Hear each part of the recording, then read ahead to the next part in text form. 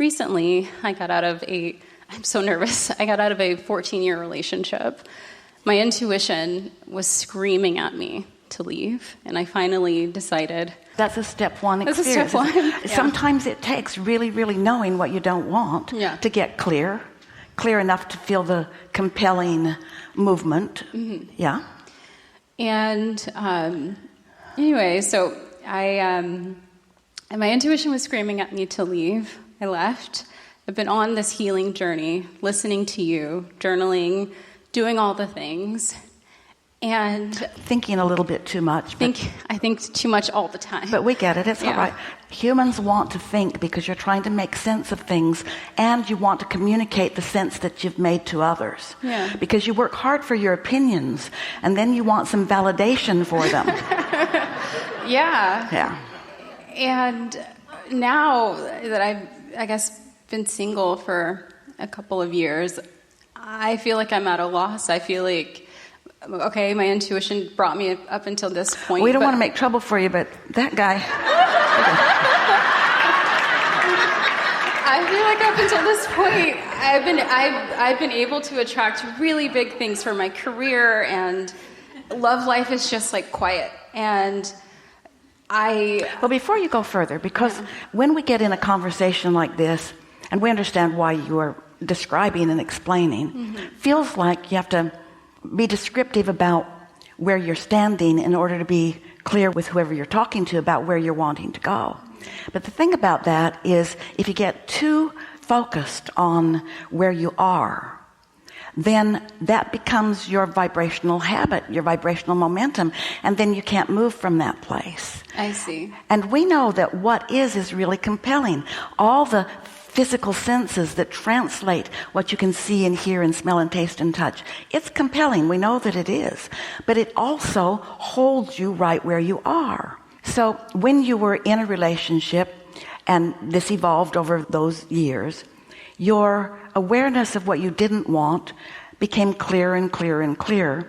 And you weren't really good at talking about what you did want, but you were really good at offering a vibration about it. And so your vibrational version of you, your vortex, where your inner being is, really understands what you're looking for and what you want. And you just don't have to explain it to anybody anymore. That is well established and well known. You did a really good job of living life and identifying that.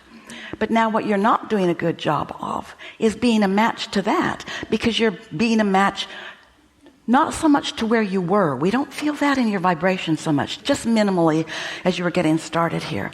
But what is rampant, it's okay, in your vibration is awareness of where you are, of where you are in relationship to where you'd rather be.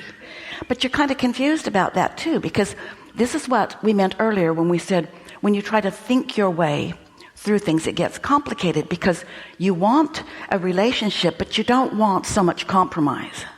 And you want fun and harmony, but you don't want to give up the things that are important to you. You found some singular freedom that your idea of relationship doesn't accommodate, and so you're wanting and not wanting and wanting and not wanting and wanting and not wanting. What you want to do is just look for, now this is going to sound weird, but this is the key. You want to look for easy existing matches in your now existing life, even in what feels like the not yet presence of that partner that you're looking for. If you will focus on the easy existing matches, match to what? Match to your vortex, match to your inner being, and always a match to something that feels good. You don't have to keep doing step one. You did it, and you succeeded at it, and you launched a rocket, and you created a vortex, and the seeds are in the ground, and the germination is happening, and it is unfolding, and it's on its way to you. You did step one, and step two has also been done by your inner being and by the law of attraction, by all that is non-physically focused and lovingly focused on you. That's all done. You just have to do step three, and step three is be happy where you are. Be happy now, but I'm alone. Well, try again later. Be happy where you are, but I'm uneasy. Well, try again later. In other words, you can't writhe, and that's too strong of a word, in discomfort and be a match to the magnificent stuff you've lined up. It feels counterintuitive, doesn't it, to you action-oriented, wrestle it to the ground and kill it mentality of humanness.